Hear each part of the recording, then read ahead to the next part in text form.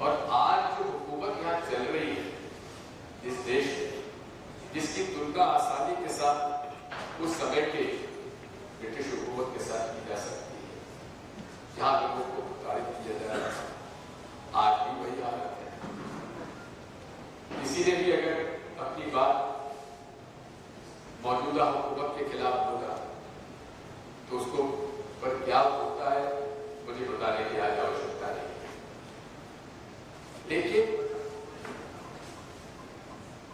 पंडित जवाहरलाल नेहरू की विचारधारा जो थी, जो उनके प्रधानमंत्री बनने के बाद जो उन्होंने भारतीय संविधान में जिनका उल्लेख करवाया, आज वो भी किस प्रकार से बदलने का प्रयास किया जा रहा है आप सबके सामने। आप समझ लीजिए कि किस माहौल में जवाहरलाल जी नेहरू को प्रधानमंत्री पद मिला। देश का बंटवारा हो चुका था, बंटवारा होकर मुसलमानों की लाशें और हिंदुओं की लाशें बिखरी हुई थी। उस समय उन्हें जब जिम्मेदारी सौंपी गई और उन्होंने इस देश में शांति स्थापित करने के लिए क्या नहीं साहस होगा, ये आप समझ सकते हैं। और उसका कितना असर हुआ, उसका राजेश बादल जी ने आपको चित्रित किया। ये वही मोहम्मद अली जिन्ना जिन्होंने मुसलमानों को भड़काकर पाकिस्तान और हिंदुस्तान का विभाजन किया। आखिरी वक्त को क्या उनके मन में गुजरी, इसका उल्लेख है। साथियों, यदि आप इसका विश्लेषण करें तो जो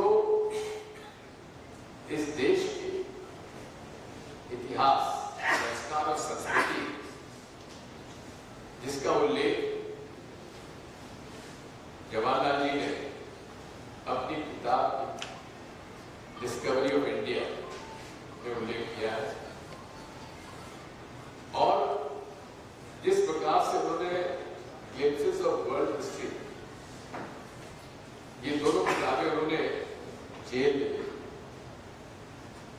लेकिन उन्होंने इस देश के इतिहास, संस्कार और संस्कृति का इस प्रकार से वर्णन करते हुए भारतीय संविधान में सांप्रदायिक सद्भाव, सबको समान अधिकार और गरीब और पिछड़ों को का जो एक बुनियादी तौर पर उन्होंने एक नीतियां बनाई, आज भी प्रासंगिक है। उन्होंने कहा था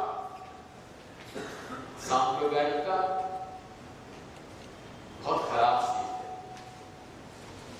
द्वेष पैदा करती है, नफरत पैदा करती है, लेकिन अल्पसंख्यक की सांप्रदायिकता से ज्यादा खतरनाक बहुसंख्यक सांप्रदायिकता उससे ज्यादा खतरनाक होती है। और वही आज हम सब लोगों के सामने सबसे बड़ी चुनौती